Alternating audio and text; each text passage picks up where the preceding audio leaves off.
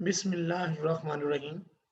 बेटा हम MS Excel 2010 को परफॉर्म कर रहे थे। लास्ट टाइम हमने बेटा जो डाटा किया वो प्रैक्टिकल नंबर 2 था। अब हम करेंगे प्रैक्टिकल नंबर 2.1। प्रैक्टिकल नंबर 2 में और 1 में क्या फ़र्क है बेटा? प्रैक्टिकल नंबर 2 में आपने देखा 10 स्टूडेंट्स का डाटा था, बायोकेमिस्ट्री, फिजिक्स। आपने फार्मूलों की मदद से उनका टोटल और एवरेज निकाली। एक्सेल के अंदर हम फार्मूला किसी एक पर अप्लाई करते हैं और बाकी हम फिल हैंडल बटन से या अल्टर डी के साथ नीचे उन तमाम का रिजल्ट ले लेते हैं। लेकिन 2.1 में हम क्या सीखेंगे? 2.1 में बेटा ये है कि डेटा हमारे पास उसी तरह होगा जिसमें हम अब सिर्फ डेटा लिखते जाएंगे, वो रिजल्ट ऑटोमेटिकली खुद ही निकालता जाएगा। हमें फिल हैंडल बटन से नीचे ड्रैग करने की जरूरत नहीं पड़ेगी। उस फार्मूले का नाम है dynamic auto updated formula, smart formula है। इससे ये काम ज़रा जल्दी से हो जाएगा, हमें ड्रैग नहीं करना पड़ेगा फिल हैंडल बटन से नीचे नहीं, जस्ट यहाँ पर स्टूडेंट का डाटा लिखेंगे और उसके बाद रिजल्ट वो खुद ब खुद सारे कॉलम्स के निकाल देगा। चलिए आइए हम इसको सीखते हैं।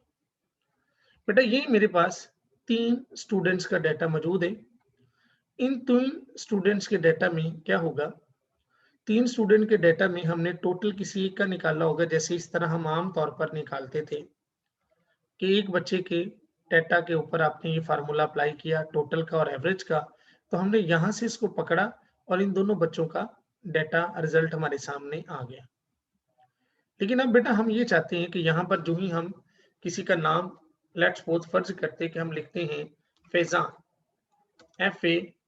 FAIZAN फैजान, और जो ही उसके नंबर में लिखूं, अभी अगर फॉर एग्जाम्पल मैं नंबर लिखता हूँ, मैं लिखता हूँ 56, इसमें बेटा उसने लिए 78 और इसमें बेटा उसने ले लिए आपके पास 54।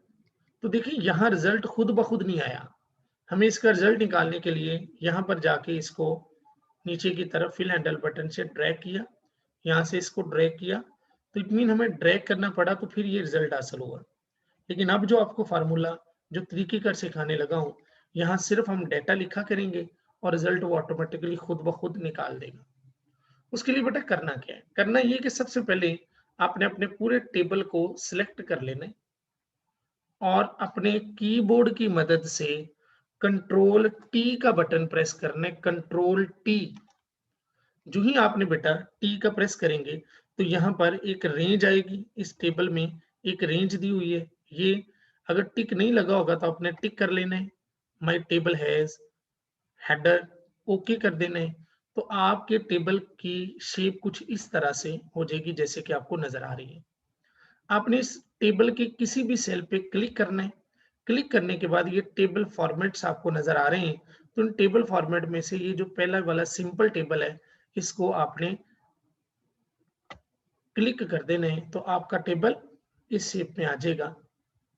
अब बेटा आपके पास क्या होगा? अब जस्ट आप यहाँ पर नाम लिखेंगे REHAN, रिहान।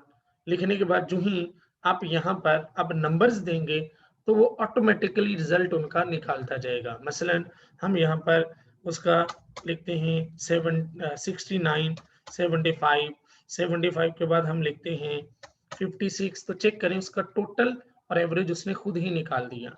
हम यहाँ लिखते हैं अब्दुल मनान, ABDUL, अब्दुल, अब्दुल लिख देते हैं और इसका बेटा जो ही देखें हम लिखेंगे, हमने इसके नंबर दिए 78, 78 के बाद दूसरे के हमने दिए 65 और फिर बेटा 87, तो देखिए उसका टोटल और उसकी जो एवरेज है बेटा उसने खुद ही निकाल दी।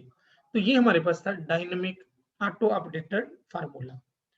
बेटा रैंक का फार्मूला आपने पहले नहीं सीखा, तो रैंक मैं बता देता हूँ। रैंक से मुराद है कि हम खुद देखना चाहते हैं कि पहले नंबर पर कौन है, दूसरे नंबर पर कौन है, तीसरे नंबर पर कौन है।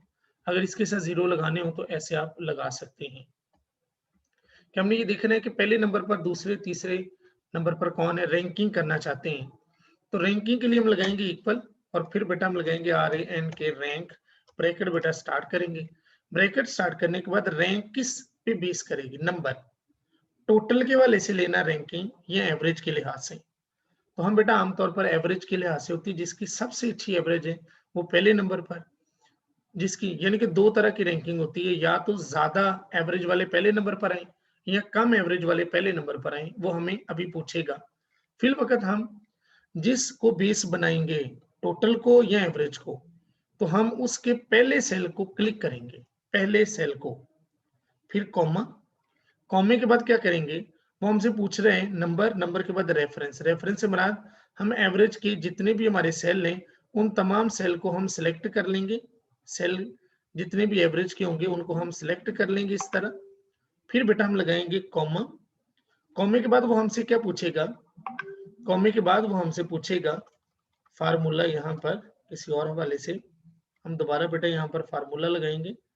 मैं सिर्फ इसकी विड्थ, क्योंकि वो कॉलम जरा थोड़ा सा विड्थ में ज्यादा है, हम यहाँ लगाएंगे इक्वल, इक्वल के बाद बेटा हम लगाएंगे हम निकालने जा रहे रैंक, आर ए एन के रैंक, रैंक के बाद बेटा हम क्या करेंगे, ब्रैकेट स्टार्ट, उसके बाद बेटा एवरेज का हम रेफरेंस देंगे, एवरेज का रेफरेंस देने के बाद बेटा हम लगाएंगे कॉमा, कॉमे के बाद हम एवरेज के तमाम जो हमारा डाटा होगा उसको हम बेटा इस तरह सिलेक्ट कर लेंगे।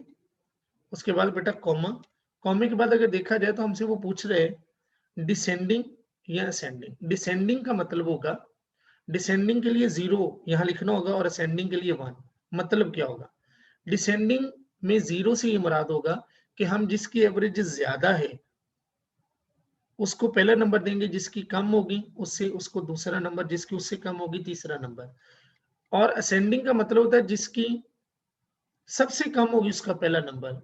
हमने ऐसा नहीं करना, हमने जिसकी ज्यादा एवरेज उसको पहला नंबर देना है, जिसकी उससे कम है उसको दूसरा नंबर। तो हम यहाँ पर 0 लिख देंगे, 0 लिखने के बाद ब्रैकेट बेटा जी बंद, एंटर मारेंगे तो जरा चेक करें बेटा कि सबसे ज्यादा जो एवरेज है वो इसकी है 79.333, तो उसको नंबर 1 है।